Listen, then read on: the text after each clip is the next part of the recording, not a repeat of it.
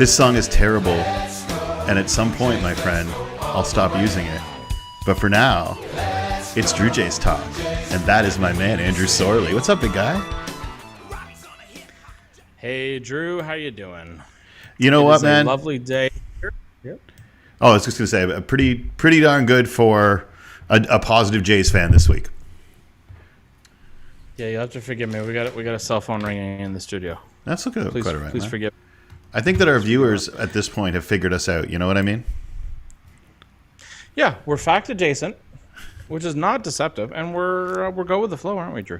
Yeah. Anytime we give you incorrect stats, it's simply because we kind of heard them while we were watching a game. Sometimes while doing two other things. So we're never trying to deceive anyone. For me, it's more just like, you know what? I don't know. You know, right now this show is Drew supported, Drew squared supported. When the listeners want to start, chiming in, then we'll do our research. That's true. Well, I think actually, if anybody does tune in live this time, I know we keep moving the show around. I like this Friday thing that we're doing, but just so you know, I think we have the comments thing fixed. And so if you do make a comment, we'll see if we can pop it up on the screen and let people see it, my friend. But it was an interesting week to be a Jays fan. I want to test this out. I want Emily to make a comment. Emily, can you make a comment on maybe on the Facebook and see? Okay, I'm going to open this up. I have to give Emily 2 minutes. That's all right. Drew, do we want YouTube? Let's try Facebook, and then we'll pop a YouTube on. If anybody's out there joins in, let us know. Looks like we got a couple of eyes on it, although one of them might be mine. Hey, that's all right. We're trying some things, and we just want to make a good show for you. So, Drew, it's been a good week, even with some losses. There were losses? I didn't notice listening to the radio. There was a couple losses this week, but you know what? There was an absolutely convincing win as well. Yeah, after that win, I was explaining to my girlfriend that the Jays had scored 20-1, and in her very analytical mind, she said, well, that's not a very efficient use of runs. And strangely enough, as a non-baseball fan, she kind of hit that on the button. You know what I mean? Like, yeah, that's not a very efficient use of runs. We noticed. Oh, I got a thumbs up. We caught that here. So, if only that was how it worked, Drew.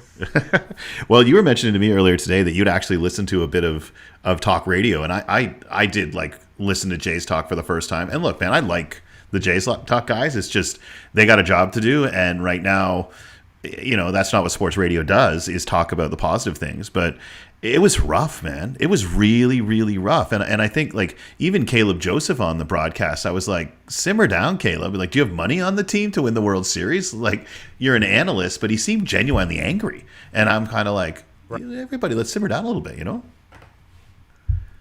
Drew, simmer down is a excellent way to put it. There's no benefit to human beings getting boiled on sports. There's just there's no health benefits. I've talked to 3 doctors about this, and there's no positive benefit of getting stressed about your team losing. I'll tell you what there are, though. There's positive benefits about getting excited and just being a passionate fan. There's positive benefits to just enjoying the things that you do in your life. So that's why we like to point. You know, it's for health. This show, Drew, is a health product. You know what's interesting, man, is I've got a friend. Emily just told us to simmer down, guys, on YouTube. So apparently we're seeing him as we go. Hold on, check this out. Boom. Oh, there you go. Emily's saying she wants the world to simmer down, not you and I, Drew. I see. That's okay. I see it. I don't know why you have a target in the middle of your microphone either. It looks like you got a sniper heading on there. No, man, it's I got a friend who's a happiness researcher. We should bring her on, and she can talk about. I'll ask her ahead of time, like, what role sports plays in happiness and unhappiness, and because that seems like a cool thing. Like, man, she can give you all kinds of really cool tips on how to feel better, which seems like an odd thing to do. But I'll see if she's a baseball fan. She's at UC Irvine. Go Anteaters. Okay. Yeah. Hey, listen, I enjoy happiness, and if we can get some professional happiness help, I'm in, Drew. I'm absolutely loving it. So what do you want to talk about first, man? Well, Drew, right off the top of the week, I have to talk to you about we're going to talk about that win. We're going to talk about that 20-1 win. That was fun. Now, you could say that it wasn't really a 20-1 win. It was probably more like an 8-1 actual baseball win, and then the other runs were, frankly, batting practice. And when the opposing team starts bringing in fielding players, they're just up there to have a laugh too. Frankly, Vladdy hitting a grand slam, really nice for my fantasy team. Still counts. Isn't your fantasy team just Jays? No, but it's a lot of Jays. You said it to me once. How many Jays are on your fantasy team? Because people love listening to people talk about their fantasy teams. It's their favorite thing to do. I've got Romano. I've got Bassett. I've got Manoa. I've got Barrios. So I've got a good chunk. And Vladdy. I've got Vladdy. It's interesting. The whole idea of like recency bias. I was thinking about the other day about because I have a friend of mine who knows baseball and he knows the Jays, and he's like, I'm just not sold on Romano. And to me, all the numbers say, how can you not be sold on Romano? But even I find myself not feeling like he's Dwayne Ward or Tom Henke the way I used to feel when they came in. But I just can't help but shake this idea that, he blew a save or whatever happens. I'm like, why is it that like 90% of his work says that he's dominant? And yet, like every other reliever ever, there's 10% that doesn't work out. And yet there's this, I just don't feel we can trust him. But math says that you can. This is the one thing that kind of gets me about fandom in general in today's world is that, like, math says you're wrong. And there's just this, I don't care, I just don't trust him. I'm like, why not? Because I've seen him give up a home run. I've witnessed many good pitchers give up home runs. So that's one thing, is that Romano seems to be a big focus on that, is this idea of like, I just don't trust him yet. Like we need an upgrade there. I'm like, we don't need an upgrade at the back end of our bullpen. We don't. Yeah. Yeah, not to mention, Nate Pearson throwing 100 in the 7th inning. Yeah. Just revel in the fact that we effectively just got Aroldis Chapman minus the slappy in the back end of our bullpen, and 100 with pretty good location. That's only going to develop into an even better pitcher. Romano, Marco Montero's own, Mary Brown's chicken. Nice save, Romano. Have they given us any money? Because like we should only be promoting products that are giving us free stuff, man. Nobody's giving us money yet, Drew. Then Mary Brown's it is. Mary Brown's it is. Great. You know what? Very good chicken. Romano is a special player. He is a human being. And Drew, I don't think he's perfect. No. Neither are any other Major League Baseball players who have ever played. Yeah, and people forget that. And I think we were talking a little bit about, I said upgrade there, we got to upgrade this. Man, I go back to what we were talking about last week. The Jays reinforcements that are coming mid-season are for real. And I don't know if you caught this. Did you see Ryu? That dude looks like he's dropped like 25 pounds. Like he is looking svelte and he is looking good, man. Like, and they're both talking about mid-season. Like, man, you had a top-end rotation guy, because Ryu's exactly the guy you'd trade for. If the Jays were out of it and he wasn't hurt, he's the guy that would be top of the list for everybody. And same with Green. Like, we've got two of them just waiting. Now, obviously, they're hurt. But, I mean, this is all about positivity. Yeah. I think the Jays' trade deadline is going to be a much different animal, because they can sit back and be like, you know what? We've got two we're adding. We don't have to give up the dwindling prospect pool, but I don't worry as much about that when your core is 25 years old. You know what I mean? Yeah, this is a great team, Drew, and I think I almost feel silly saying it, but I think you and I just love reminding people that baseball is still fun. Yeah. If your team's 30th place, we are not 30th place. You know what I liked about? Go ahead, man. The Cincinnati Reds. I was going to say the Pirates. The Pirates have been in the basement for several years, and all of a sudden now they're contending with a few upgrades, a few rookies that have now developed. But you have to stay with your team, Drew, even when they're down. It's got to be tough. It's got to be tough to be Pirates or Rays, though.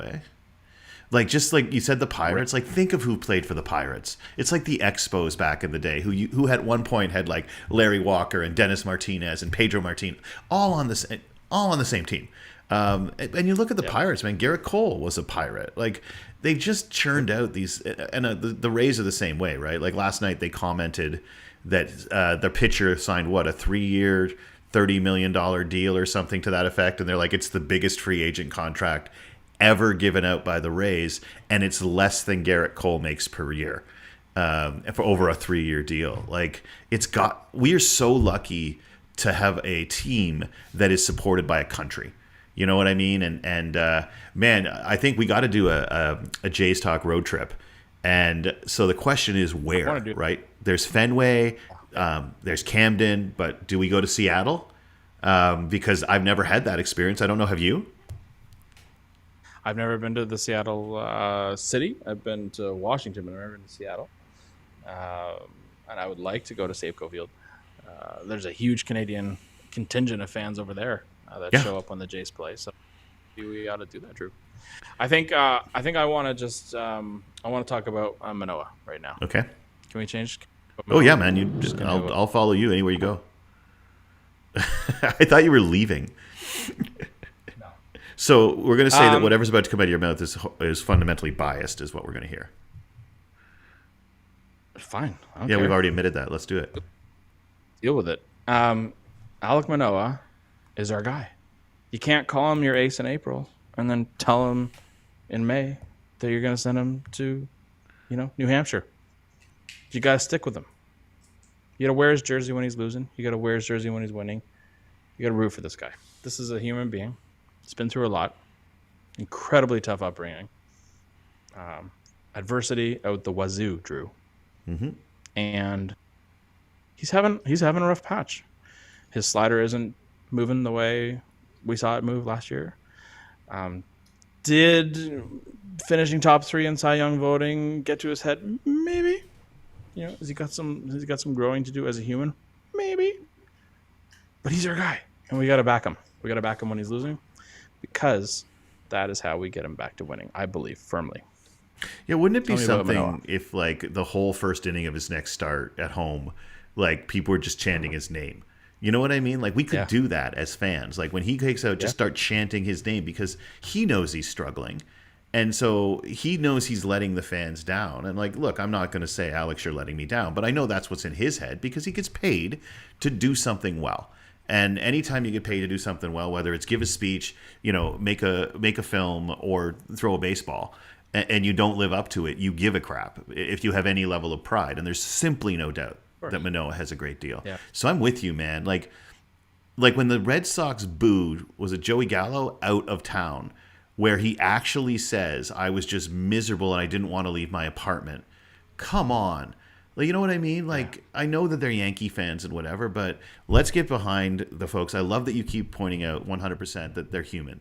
I love the idea of chanting. I also would like to see he's there, he's here, he's there, he's every freaking where, Bichette, finding its way around the Rogers Center as soon as humanly possible, because I find myself chanting that to myself, and I love it. Freaking where, though, there are children at the game. Yes. Yeah, there's too many F-bombs for Roy Kent at the Blue Jays. Speaking of Blue Jays, so Drew, love me some Manoah, love me some Blue Jays. Yes, we had a couple losses this week, but baseball is a beautiful game. The sun is shining, the birds are chirping, and I want to take a few seconds here, if it's okay. I'm excited. And I want to introduce Drew, a guest that we've talked about. Okay. Many times. We're gonna talk about the love of baseball here, Drew. All right, I like this. Shall we welcome to the stage? Let's bring in our special guest, Mr. Thomas Reese. Thomas. Hi. What's going on, Thomas? See yourself there, but you gotta look right there. Well, currently I am on the very well-known podcast Drew Jay's Talk. The extremely well-known podcast Drew Jay's Talk. I don't know if you can pop his mic up a little bit, my friends, but Thomas, my understanding is that you come from a pretty hockey-heavy household, a lot of hockey lovers. How did you come out of a hockey-loving household as a baseball fan, and specifically a Blue Jay fan?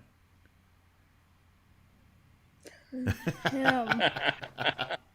He took me to my first baseball game, and then I fell in love with it.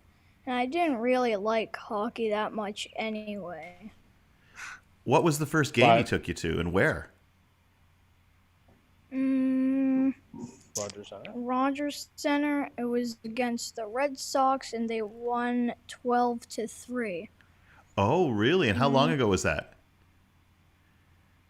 2 seasons or 3? 2021. Okay. Was it 21? No, it was older than that. 2019. No? It was not. It couldn't have been 2019. We'll have to do some Yeah, it research was on the this. year that Robbie Ray won Cy Young. All right. Okay. That's It feels like it's been. What was your favorite part of your first ever baseball experience? You said you fell in love. What was it? Was it a player? Was it a play? Was it the food? The food was really good. I had a hot dog, and yeah, just watching the Blue Jays win by like 9. Tell was pretty Drew. fun. Tell Drew what it was like when we were walking through the dome, and we finally went down that tunnel, and you saw the field for the first time. Describe it. The first time you ever saw the field. What was that like? Well, when I first saw the field, it was very exciting. Yeah, lots of adrenaline and stuff. Yep. Describe it though. Like, what did it look like? Very green. Very green. Have you ever been to another ballpark other than the Rogers Center? No. Is there one you'd love to visit? Rogers. Is there a place you'd like to visit? Boston. Fenway Park. Good choice. Yeah. I will say, my friend, if you thought the Rogers Center was green when you walked through the tunnel, wait until you walk into Fenway Park, and I hope your man there takes you to see that. What advice do you have for Jay fans who might be feeling a little bit frustrated with this past week? Yeah, what would you tell Jays fans who are upset? Don't give up on the Blue Jays. They've On the got a Woo lot Jays. of good Yeah. I like that, actually. Why should someone not give up on the Blue Jays? They make a lot of great comebacks. They've got really good players. Like when they just won against Tampa 20-1. It was quite impressive. Yes. Do you have a question for Drew? Is there something you've been thinking about you want to ask Drew? Because I've been stumping your uncle quite a bit, and it's only fair that I get stumped. Oh, maybe a little trivia? Do you have a little trivia for Drew?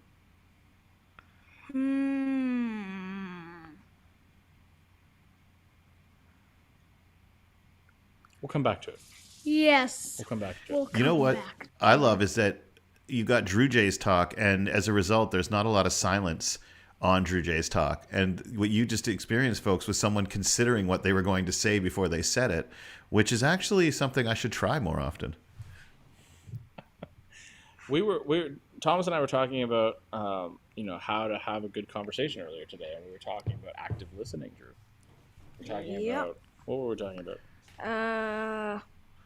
How it's natural that when human beings hear silence, they start talking. And we try and fill the void of silence, but silence is a good thing, right? Yeah. Unless you're at a ballpark, it means your team's not doing so hot. Tell me who your favorite Chicago White Sox pitcher is. Aaron Bummer. Isn't there a guy Any named particular reason? The name? The name's pretty good. Hey, I got a question for you, Thomas. If you were on the Jays, what would your walk-up batter music be? So when you got to go to the plate and they played a song for you, what song would you want played? And anybody else who's listening and wants to put this in the comments, what song would be your walk-up music? I think Romano's Tsunami. No, but he's already got it. You can't take it. Oh, you can't. No. You got to pick your own, Give us brother. a tsunami. Give us a tsunami impression. Give us how does tsunami go? Dun, dun, dun, dun, dun, dun, dun, dun, dun. That one. Keep it going. No. Tsunami. Thomas, the way you just went no and just kept on with what you were doing, I want to learn how to do that in my life. That when someone's like, "Hey, can you do this?" No, and then just continue. Never lose that. All right, it's like On the boat last night, you picked a song. What was the song you picked on the boat? Centuries Oh. by Fall Out Boys. That's a good one. oh, I thought it was Ahead by a Century by the Tragically Hip, but Centuries by Fall Out Boy will accept because maybe you're us a not little- yet old enough to truly appreciate the hip. Give us a little centuries. No. No. I created a monster. Okay. I think I have created a monster. Thomas, you're an excellent guest. You're welcome here on Drew J's Talk anytime you want. Thank you. Thank you for allowing Hey, Thomas, to thanks, join my us. man. So, Drew, I think we're talking a little bit. I'm going to just change the subject here. I think we're talking a little bit about mascots. Sorry, what was that? Mascots. Oh, we're gonna talk about mascots. All right. Can we talk about mascots? I'd love to talk about mascots. I remember when he was BJ Birdie. I want to talk about mascots, and the reason why I should have probably done it when Thomas was sitting here, but mascots are a fun little thing about baseball that we don't see in a lot of other sports. Hockey, some teams have mascots, but there seems to be a tradition with baseball mascots. Would you agree with that? Probably the longest and most storied tradition within the major sports. Yeah, I'd say without a doubt. I think we've had Ace for a number of years. Yeah.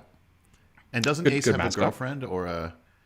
And no, Ace has a nephew. Just like a nephew or whatever, some sort of child Ace.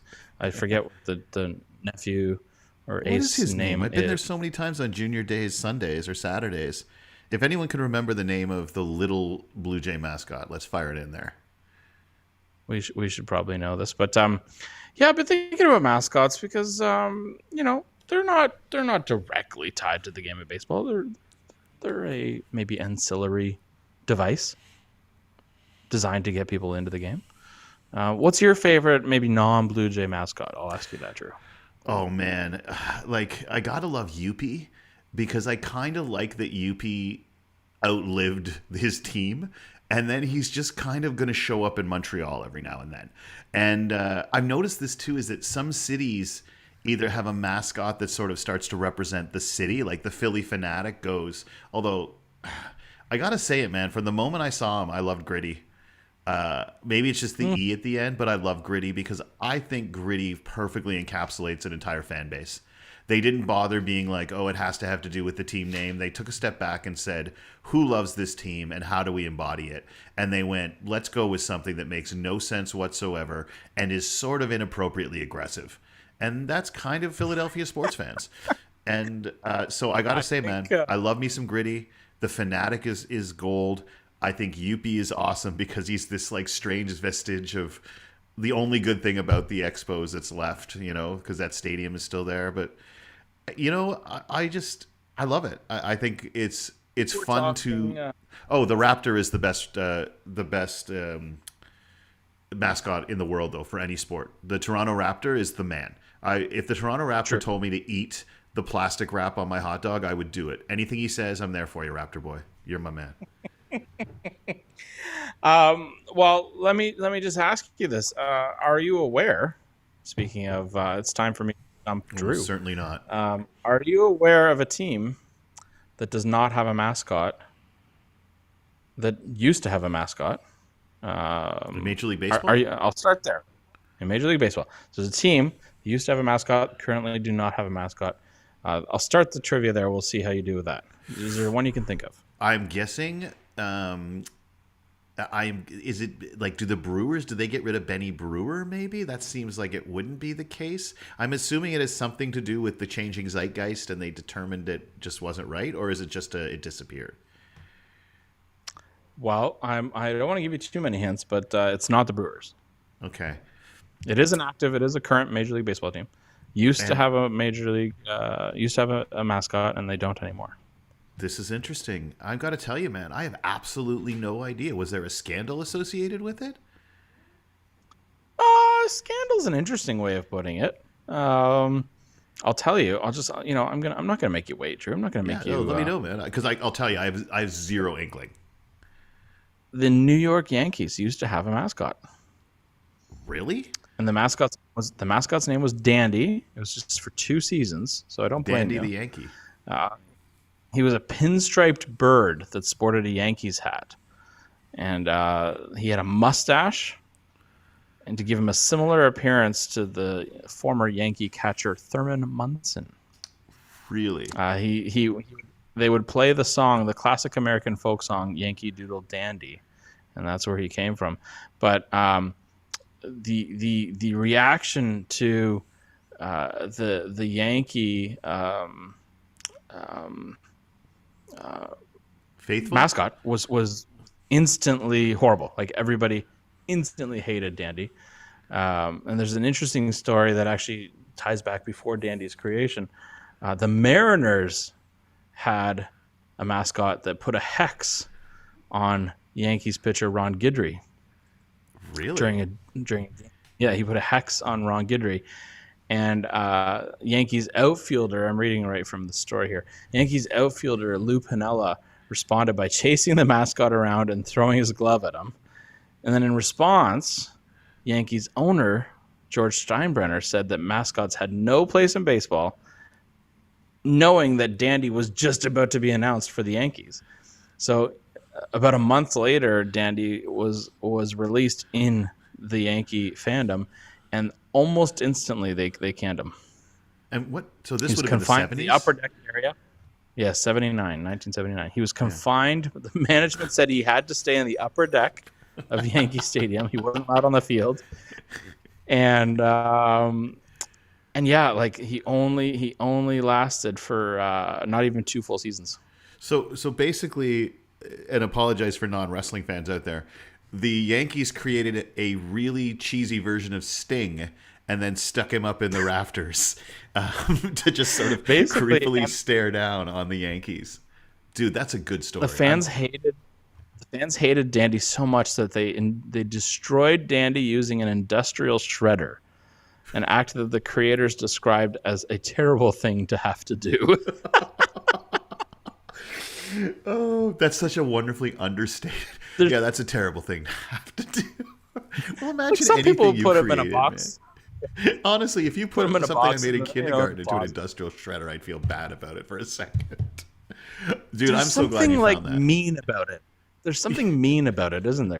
Well, it's like we were talking earlier about people who are saying to send Manoa to like single A. And I'm just like, you want it to be corrective, not punitive. And this is that whole idea of, and this isn't a shot at you, Alan. This is my buddy who's like, hey, Drew, we talked about that. But you hear it on the radio. And look, just because someone who's a human being doesn't perform at the level that you hope they perform at doesn't mean that you get to punish them. And let's face it, when you say nasty things to people, you are punishing them. You're trying to make them worse. Now, I think most sports fans, you're trying to make them feel bad. Most sports fans, I don't know about you, man, but even when you rag on an athlete, you don't actually want to make them feel bad. Like, if they actually had to stand in front of you, imagine, like, Scotty Barnes just starts crying because the guy's 20 years old and you're like, you suck tonight. If the guy just broke into tears, you're not going to get asked a tough question again. You can feel free to use that, Scotty. But I think that's just it, is that let's try to find ways to be corrective with the problems, not punitive to the people. Because let's face it, man, the Jays, the recap for the week, they went 1-6. They were out of one game, I think. And the Jays lost most of those games. They didn't get beat. They overran bases. I watched all of the 30-minute recaps last night. I counted 6 dumbass stupid base running mistakes. You know what I mean? And you know what? That can be corrected. That's the way I look at it, man. You know what I like about this right now? Yeah. Math. The Jays are hitting like $1.20 or something with runners in scoring position if you take out the 20-1 game. I've spoken to a statistician. That is not possible to maintain, right? Like they would all have to go blind to continue to make that happen. The Jays had the bases loaded so many times this week. And instead of us focusing, what I'm going to choose to focus on is not the fact that the Jays did not get the hits that they needed with people on base. It's the fact that the bases were jammed with Jays all this week. And math says that you will regress to the mean. And no team that this good is going to hit $1.10 with runners in scoring position and $2.80 without runners in scoring position. It's just weird. Right. It's math. We do have to remind everyone watching that the other team is trying their best not to let those runners advance, Drew. And they drive nice cars whether too. It's great pitching. They drive nice cars too. Whether it's great pitching, whether it's great defense, whether it's just the ballpark, how the wind's moving that day. Honestly, it could be a personal matter happening off the field. We don't know this, but I think what fans struggle with is they want their team to be perfect and they want every other team to be absolutely terrible, or just not as unrealistic perfect as yours. Right. It's unrealistic, and it's. I think it takes away from the potential joy you can get from following a baseball team. And I think that's what you and I are trying to do, right? We're trying to give people the gift of just enjoying baseball, win or lose. Were you always? I was telling Tom. Yeah, go ahead. I was going to ask, did you always have that perspective, man? Like, when we started to do this, like, have you always approached baseball that way? I would say that I fell in love with baseball very young. And I fell in love, not with wins, but I fell in love with, this is a pretty cool activity. I fell in love with the fact that a guy can hold a ball like this, and it goes one way, hold the ball like this, and it goes another way. Never thought of it like that.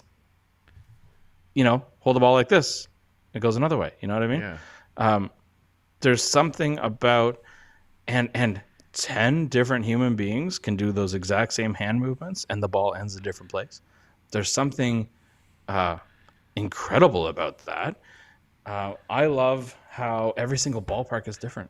Yeah. Now we don't have grass. Would I like natural grass in the Rogers Center? I would, but you go see some of these parks, and some of the care that the grounds crew put into maintenance of a field. Now this is gonna sound corny, but that's a beautiful thing, and you get to enjoy. Call me crazy, Drew. You can. The lawnmowers, the way that they mow the grass and to get certain patterns into the field. I've actually tried that at my house. Now, I'm a little condo now, but when I lived up north, I would try to mow my backyard like they do baseball fields. Could never get it anywhere near as good. Really? So yes, I have loved the detail of baseball, and I want to share that with people. I want to teach them what I look at in a baseball game. A 1-0 10-inning game to me is a beautiful thing. We've talked about this, and you talk to someone and they didn't score any home runs. To me, I'm just like, you're not ready yet. You don't know what to look for yet. And in that 7 double plays. Yeah. Oh, go ahead. That was on my list too, man. I was going to say, like 7 double plays to me is just as beautiful as a home run. Well, until the Jays do it 14 times. I think it was 14 times over the course of the week, or 11 times they hit into double plays. It was just, but you know what? They're hitting the ball. But to get to what you were saying there, 20-1. What I loved while I was watching that is for the first time in years watching a Jays team play against another. They weren't swinging out of their shoes except for Vladdy. You know what I mean? Like every guy went up there and was just trying to poke a ball into the gap, and that's why they just kept scoring. But in previous years, I think that they would have just gone up there and, Batista and Donaldson would have gone up there trying to hit the ball into the stratosphere. And look, I love Batista and Donaldson, but I loved watching those guys just parade to the plate. I tried to take a step back, man. There was a lot of Jays on base this week against some really good pitchers. And if you want to talk what's positive in this world, Shane McClanahan, there's only one of them. And cloning technology hasn't been perfected yet, because the Rays have got a beast there. The Rays have got that Batista guy coming out of the bullpen. is a freak. Are we talking about the Orioles? Sorry, I'm Batista? talking about the Rays. My apologies, the Rays.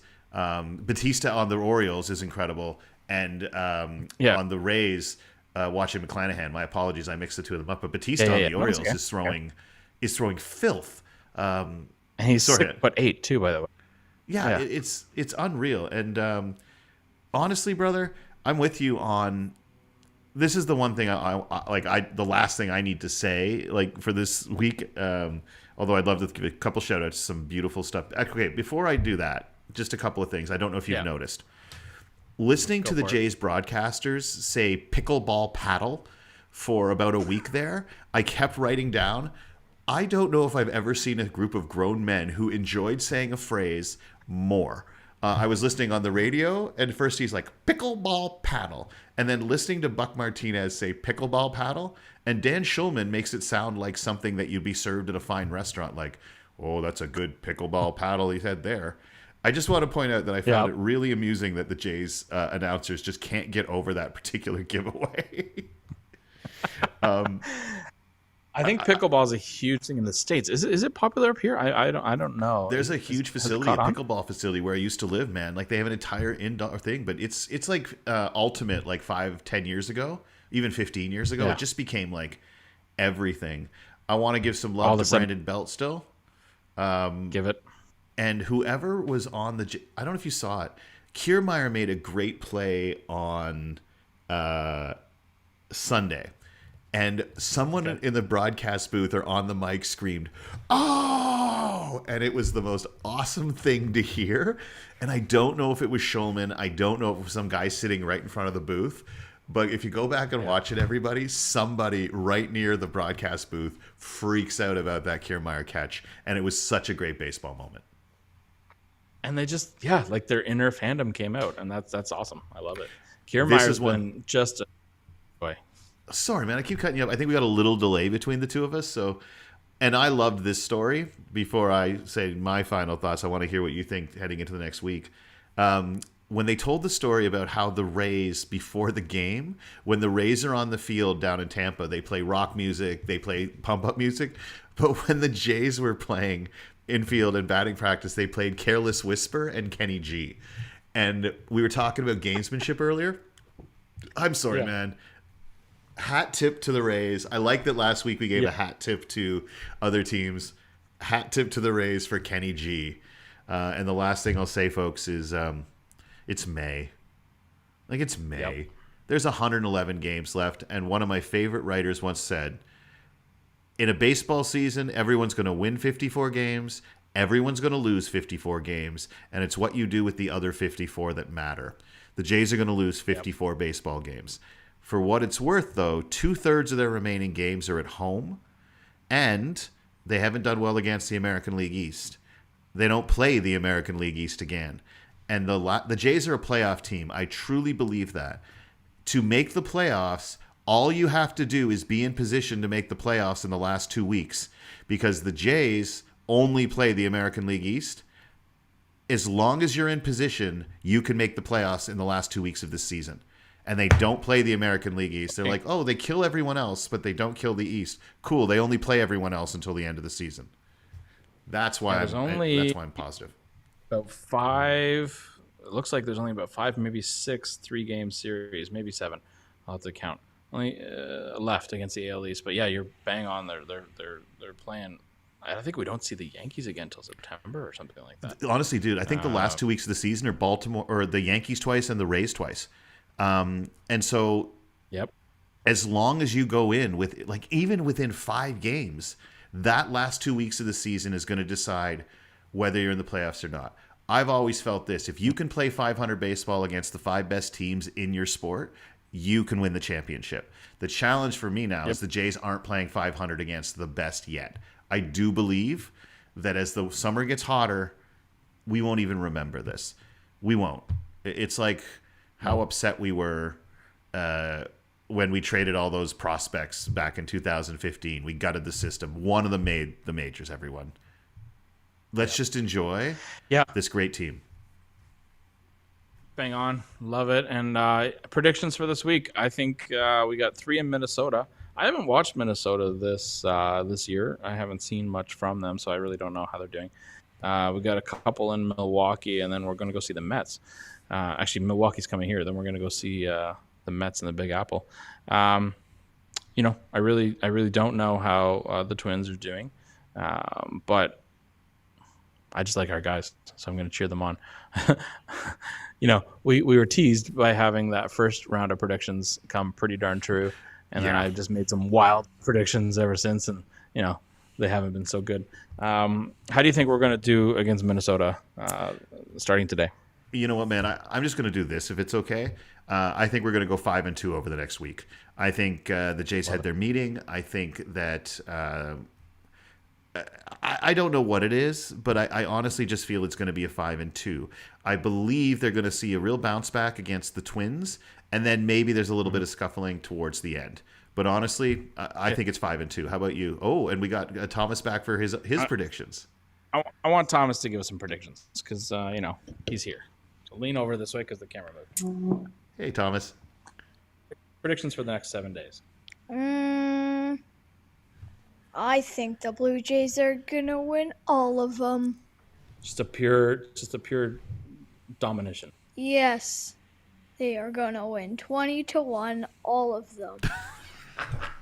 So the Jays are going to score 140 runs and allow 7 over the next week.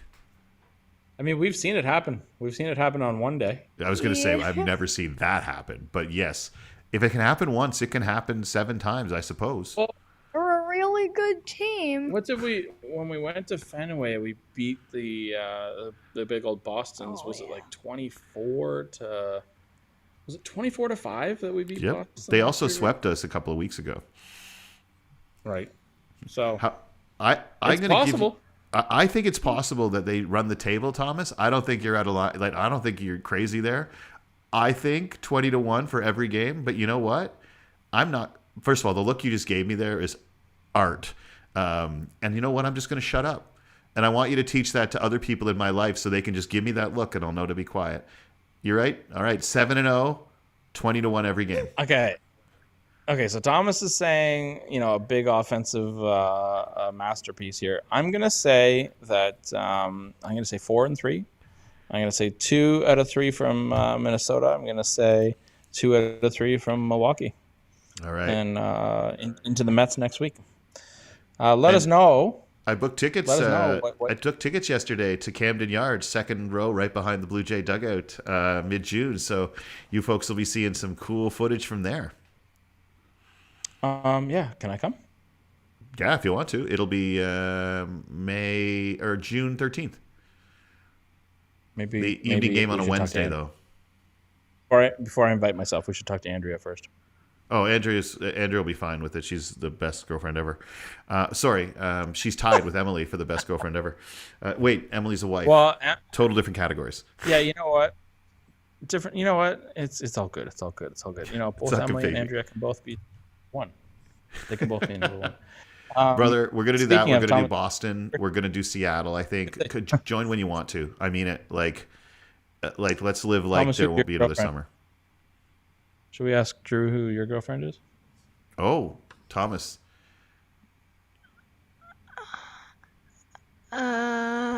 Me. His girlfriend is baseball. He's working on his game. Oh. Honestly, Andrew, never break up. Never break up with baseball. But hey, what's the good joke? I don't have a girlfriend, but I do have a girl who'll be really mad to hear me say that. So, my friends, this is a lot of fun. It's always a lot of fun. Thomas, man, thanks for coming on. Like, seriously, I'm glad to have you here. Andrew, thanks for bringing him by. Thanks, man. I'm glad to be here.